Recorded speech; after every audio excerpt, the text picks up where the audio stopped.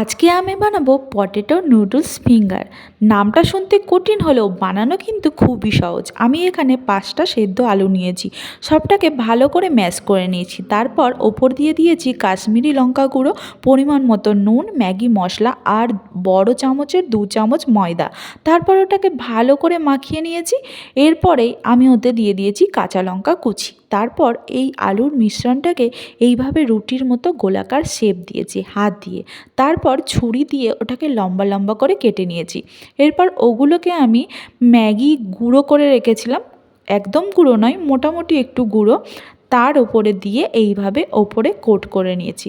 এরপর আর কি, তেল গরম হলেই গ্যাসের ফ্লেমটাকে লো করে সবগুলোকে ভালো করে লাল লাল করে ভেজে নিয়েছি।